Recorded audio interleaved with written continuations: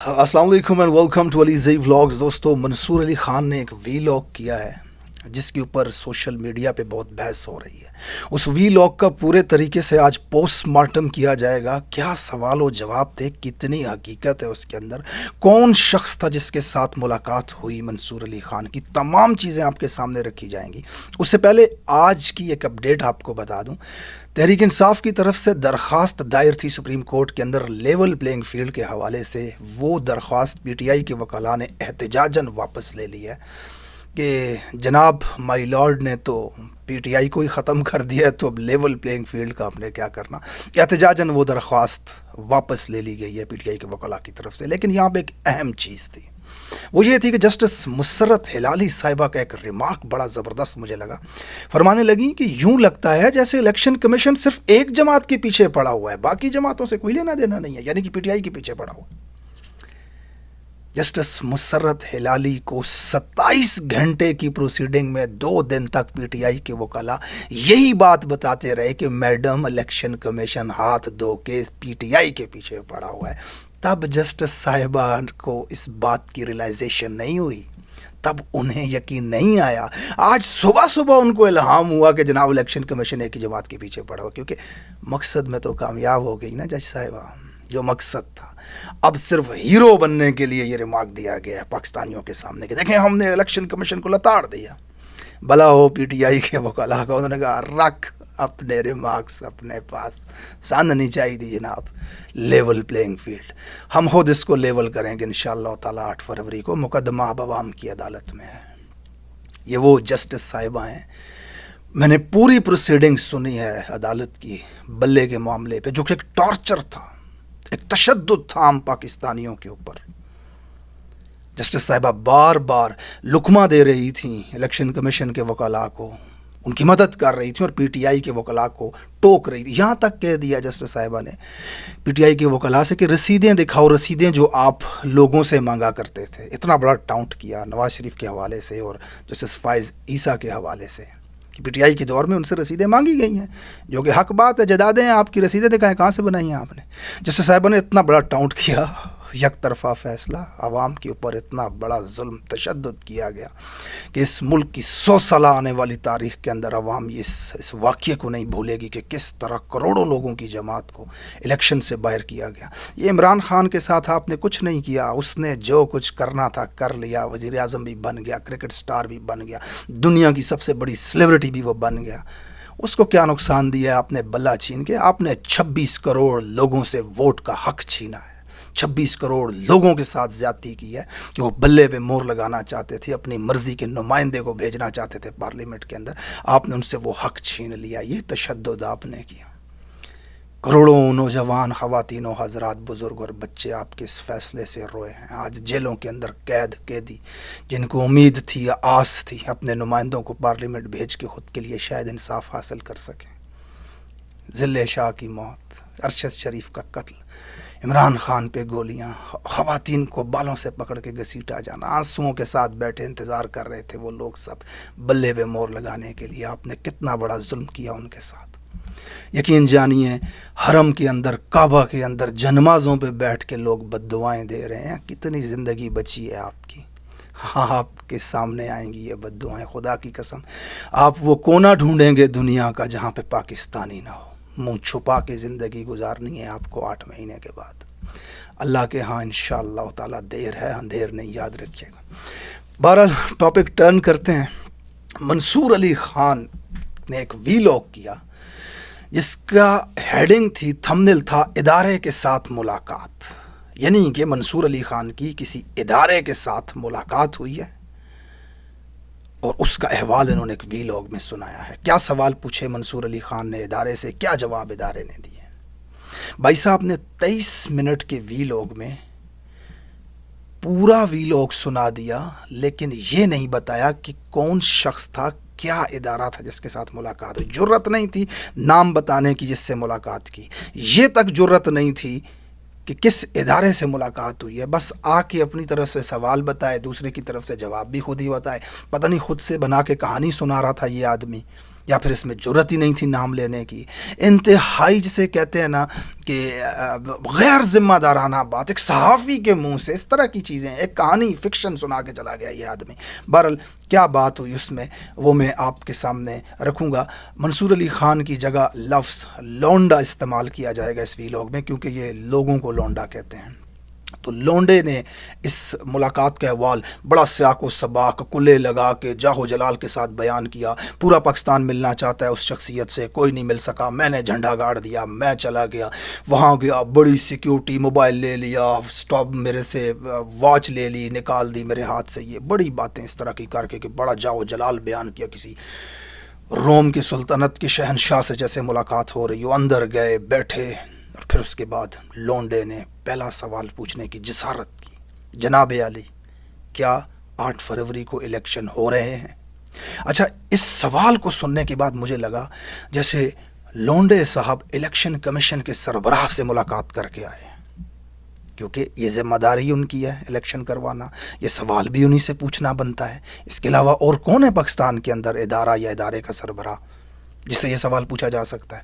جواب آیا کہ بے شک الیکشن ہو رہے ہیں, اس میں کوئی دو رائے نہیں ہے, الیکشن بالکل ہوں گے. اتنے یقین کے ساتھ الیکشن کمیشن کا چیئرمین ہی شاید کہہ سکتا ہے. باقی آپ واپڈا کے چیئرمین سے یہ سوال پوچھیں گے, محکمہ زراعت کے افسر سے آپ یہ سوال پوچھیں گے الیکشن ہو رہے ہیں یا نہیں ہو رہے ہیں؟ ہیڈ ماسٹر سے جا کے یہ سوال پوچھیں گے؟ الیکشن کمیشن سے ہی پوچھنا ہے بھائی, انہیں کا کام ہے الیکشن کروانا.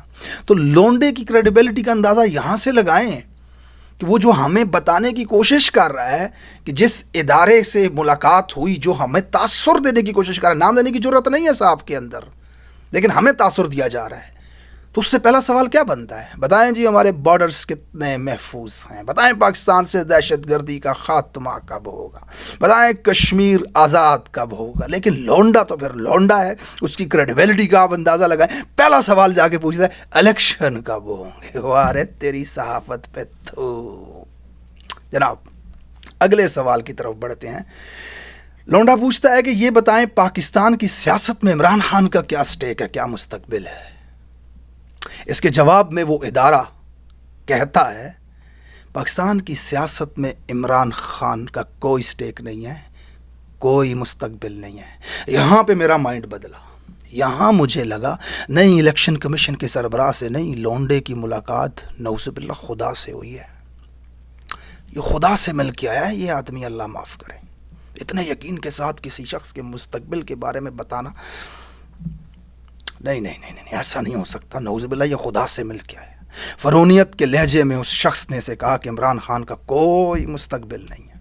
لونڈے نے سوال کو آگے مزید بڑھایا, اسی میں سے نقطہ نکالا جرت کے ساتھ اور کہا یہ باتیں تو ہم پہلے بھی سنتے رہے ہیں جناب علی, علی جا, نواز شریف کے ساتھ بھی ایسا ہوا, کاٹا لگا دیا گیا, چور کہا گیا, کردار کشی کی گئی. تو وہاں پر ادارے نے یا پھر ادارے کے بڑے کسی صاحب نے کہا کہ نواز شریف کے ساتھ جو ہوا وہ بہت غلط تھا, معصوم کے ساتھ بہت زیادتی کی گئی, اور جس شخص نے کی وہ ہمارے ہی ادارے کا تھا, لیکن اس نے سیلف پروموشن کے لیے یہ کام کیا, ذاتی ترقی حاصل کرنے کے لیے یہ کام کیا, ذاتی مفاد کے لیے یہ کام کیا. ایک معصوم شخص کے اوپر الزامات لگائے, غیر قانونی, غیر جمہوری اختیارات کا ناجائز فائدہ اٹھا کے یہ ساری پلاننگ کی اس شخص نے. لونڈا یہ سوال سن کے مسکرا گیا اور پتلی گلی سے نکل گیا. لونڈے میں جرت نہیں ہوئی سوال میں سے مزید سوال نکالنے کی. لونڈے صاحب سوال یہاں پر ایک اور بنتا تھا کہ جناب علی عمران خان کو آپ نے جیل میں تن دیا 200 کیسوں میں, پی ٹی آئی کی پوری لیڈرشپ کو آپ نے جیلوں میں تن دیا ہوا ہے, کچھ بھاگے ہوئے ہیں آپ سے, جان کے پیچھے آپ پڑے ہوئے ہیں, کارکنان تک 16,000 بند کر دیے ہیں. تو کیا وہ شخص جس نے غیر قانونی غیر آئینی طریقے سے سیلف پروموشن کے لیے نواز شریف معصوم پہ اتنے ظلم کیے, جمہوریت کو نقصان پہنچایا, آپ اپنے منہ سے مان رہے ہیں, تو اسے بھی سزا دینے کا ارادہ یا جرت رکھتے ہیں آپ؟ اس کا احتساب بھی اس ملک کے اندر ہوگا. لیکن لونڈا تو پھر لونڈا ہے, نقلی صحافی ہے, یہ جرت کہاں ہو سکتی ہے سوال کرنے کی؟ کھسک لیے, پتلی گلی سے آگے چلے گئے. اگلا سوال وہ پوچھتے ہیں ادارے سے یا پھر ادارے کے کسی بڑے شخص سے کہ 9 مئی کے حوالے سے آپ کیا کہیں گے؟ اس کے اوپر سزائیں نہیں ہو رہی لوگوں کو, 9 مہینے پاکستان کی تاریخ میں جتنا نقصان دیا ہے، اتنا نقصان پاکستان کی تاریخ میں آج تک کبھی نہیں ہوا. یہ لونڈے کے الفاظ تھے، یہ لونڈے کے الفاظ تھے ادارے کے سامنے. واہ لونڈے صحافی، تمہارے حساب سے 9 مئی پاکستان کی تاریخ کا سب سے بڑا سانحہ ہے، اور اس ملک میں 90,000 فوجی قید ہو گئے، ملک 2 لخت ہو گیا، ٹوٹ گیا بیچ سے. اس سے بڑا سانحہ ہے 9 مئی. درجنوں پاک فوج کے جری جوانوں کو دہشت گرد گولیوں سے شہید کر دیتے ہیں. پاک ہماری فوج، ہماری جان، ان شہیدوں کو پاکستانی پرچم میں دفنایا جاتا ہے. تمہارے حساب سے کور کمانڈر ہاؤس کا مور ان کی جانوں سے زیادہ قیمتی ہے؟ او لونڈے، اتنی توہین کر رہے ہو تم. 80,000 لوگ دہشت گردی میں شہید ہو گئے، اس سے بڑا سانحہ ہے؟ ان شہیدوں کی میتوں کے ساتھ مذاق کر رہے ہو کہ کور کمانڈر کی دیوار پہ دھواں لگا ہوا نظر آتا ہے تمہیں. پاکستان کا سب سے بڑا سانحہ کہتے ہو اس کو؟ پشاور کے سکول میں گھس کے معصوم بچوں کے منہ میں گولیاں مار دی دہشت گردوں نے، آج تک نہیں پکڑے گئے. ان کی میتوں کے ساتھ، ان کے جسد خاکی کے ساتھ تم یہ مذاق کر رہے ہو کہ کور کمانڈر کا مور ان سے زیادہ قیمتی ہے. تم اس کو اتنا بڑا سانحہ بتا رہے ہو، اور جگہ جگہ کہتے پھر رہے ہو نا 9 مئی 9/11 ہے جی. 9/11 پتا کیا تھا؟ 9/11 کے بارے میں کچھ پتا ہے تمہیں؟ امریکہ کو لگتا تھا نا جنہوں نے 9/11 کروایا ہے، جن کے اوپر انہیں شک تھا یا یقین تھا، ان کو پکڑنے کے لیے 11 سال تک تورا بورا میں بمباری کرتے رہے. پہاڑوں کو ریگستان کر دیا انہوں نے. اپنے لوگوں کی موت کے ذمہ دار کے پیچھے وہ ایسے جاتے ہیں. پھر پاکستان سے اسے پکڑا، اور دنیا نے کیا عجیب منظر دیکھے. اتنا سنگین دشمن بھی اگر ان کے قبضے میں آتا ہے تو اس کی بیوی کے سر سے حجاب نہیں اتارتے. وہ اس کی تصویر آئی اس کی بیوی کی، دنیا نے دیکھا حجاب لپٹا ہوا بیٹھی تھی، وہ اس کے سر سے حجاب نہیں اتارا، اس کو پکڑا. یہ 9/11 تھا. اور آپ کے ملک میں جرت کرتے نا سوال پوچھنے کی. پاکستان کی تاریخ کا سب سے بڑا سانحہ ہے بھائی. وہ اندلیب عباس جو گاڑی کے اوپر کھڑی ہو کر کے نعرے لگا رہی تھی چلو چلو کور کمانڈر ہاؤس چلو، وہ تو تحریک استحکام میں شامل ہو کے ملک کو استحکام دے رہی ہے. یہ کیسا 9/11 تھا بھائی؟ اور گاڑی کے اندر بیٹھی ہوئی خدیجہ، اس بیچاری کو تن دیا جیل کے اندر. وہ تمام لوگ جو 9/11 کے اندر ملوث تھے آپ کے نزدیک، آپ کہہ رہے ہیں، ان سب نے آ کے پریس کانفرنس کی اور کہا کہ عمران خان کو چھوڑتے ہیں. وہ بری ہو گئے، اور جو پریس کانفرنس نہیں کر رہا وہ بیچارہ بغیر چلان کے جیل کے اندر بیٹھا ہوا ہے. ابے لونڈے، اپنی طرح کا لونڈا سمجھ کے رکھا ہوا ہے کیا پورے پاکستان کو؟ چے بنا رہے ہو کیا ہمیں؟ تمہاری کریڈیبلٹی نکالتے ہیں ہم، صبر کرو. تم کتنے بڑے صحافی ہو نا، اچھے سے بتائیں گے انشاءاللہ تعالیٰ آپ کو کہ آپ کتنے بڑے صحافی ہیں. اس کے بعد سوشل میڈیا کے حوالے سے، پولرائزیشن کے حوالے سے سوال ہوا جی. کہتے ہیں کہ ادارے نے کہا، یعنی کہ جو ادارہ، کوئی آدمی بیٹھا تھا اس نے کہا کہ بھائی میں ہی ادارہ ہوں، آپ یہ سمجھو. فرمانے لگے، انہوں نے کہا کہ عمران خان نے پولرائزیشن پھیلا دی ہے، سوشل میڈیا پہ بدتمیزی، گالی گلوچ کا کلچر ہے جو آپ کو سننے میں ملتا ہے. وہ یہ الفاظ تھے. جناب لونڈے لپاڑے صاحب، تھوڑی سی جرت کرتے آپ یہاں پر، ان سے فرماتے عمران خان نے آج تک اپنی زندگی میں قوم کو صرف یہ بتایا ہے کہ ریاست مدینہ بنائیں گے، رول آف لا کا قیام کریں گے. جنہوں نے آپ کا پیسہ لوٹا ہے انہیں NRO نہیں دیں گے، ان سے آپ کا پیسہ وصول کریں گے. عمران خان نے قوم کو یہ بتایا ہے کہ بند کمروں کی طاقتوں سے یہ ملک نہیں چلایا جائے گا، انصاف کا قیام کیا جائے گا. پولرائزیشن اس وجہ سے پھیلی ہے کہ جب آپ نہتی غریب عوام کے اوپر ظلم کے پہاڑ توڑ دیں گے تو بیچارہ نہتا کیا کرے گا؟ گالی دے گا آگے سے، کیا کرے گا؟ آپ مجھے بتائیں. آپ عوام سے، 26 کروڑ عوام سے ووٹ تک ڈالنے کا حق چھین لو گے، ان کے منتخب نمائندوں کو پکڑ کے جیلوں میں ڈالو گے، زبردستی لوگوں کے گھروں میں چھلانگے لگا کے ان کی ماؤں، بہنوں، بیٹیوں کے کپڑے پھاڑو گے. آپ اس طرح ماسک پہن کے آ کے لوگوں کی ماؤں سے کاغذات نامزدگیاں چھینو گے. آپ اس طرح کی فاشزم دو نمبری کرو گے، لوگوں پہ شل مارو گے، لوگ کہیں عمران خان کا نام لیں گے تو انہیں اٹھا کے جیلوں میں ڈالو گے، سڑکوں پہ خندقیں کھود کھود کے لوگوں کے روکو گے، تو اس کے بدلے میں عوام کیا کرے گی؟ گالی بھی نہ دے۔ پولرائزیشن اس ملک کے اندر پھیلنے کی سب سے بڑی وجہ ناانصافی ہے، عوام کے اوپر ظلم اور تشدد کیا جانا ہے، جس کی وجہ سے نہتی عوام گالی دیتی ہے آ کے سوشل میڈیا پہ اپنے خیالات کا اظہار کرتے ہوئے، غصہ کرتی ہے آپ کے اوپر۔ پولرائزیشن آپ کے غیر قانونی ہتھ کنڈوں نے اس ملک میں پھیلایا ہے۔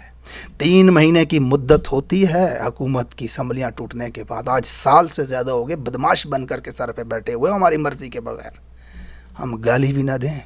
قبرستانوں میں جا کر کے ان کے لیے ریڈ کارپٹ بچھا رہے ہو تم، جیلوں کو جاتے ہوئے کو جیل کے دروازوں سے پکڑ کے اقتدار پہ لا کر کے بٹھا دیا آپ نے، گولیاں چلا دی 26 کروڑ کے عوام کے لیڈر کی اوپر اور اسے FIR تک درج نہ کرنے دی، کینیا تک میں جا کے لوگوں کو مار دیا، پولیس کی ہتکڑیاں کھول کے لوگوں کو اٹھا کے لے کے جاتے ہو، غائب کرتے ہو 5 مہینے تک، گنگا کر کے واپس بیچتے تو عوام گالیاں بھی نہ دے۔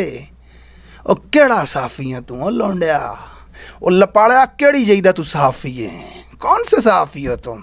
جرت کرتے نا سوال کے اندر سے سوال نکالنے کی، ہاں مسکین مرزا سامنے بیٹھا ہو تو ایک سوال میں سے 55 نکل آتے ہیں، طاقتور آدمی بیٹھا ہو تو ہاں میں لاتے ہو، نس تیرے صحافی دیے ایسی دی تیسی۔ اس کے بعد لونڈے نے سوال پوچھا بلے کے حوالے سے بتائیں کہ بلہ PTI کو ملے گا کہ نہیں، کیونکہ یہ انٹرویو بلے کے کیس سے پہلے ہوا تھا یہ ملاقات، تو اس کے جواب میں اس ادارے نے یا اس صاحب نے، بقول ان کے تو ادارہ ہے، انہوں نے فرمایا کہ یہ تو عدالتوں کا کام ہے، اس میں تو ہمارا لینا دینا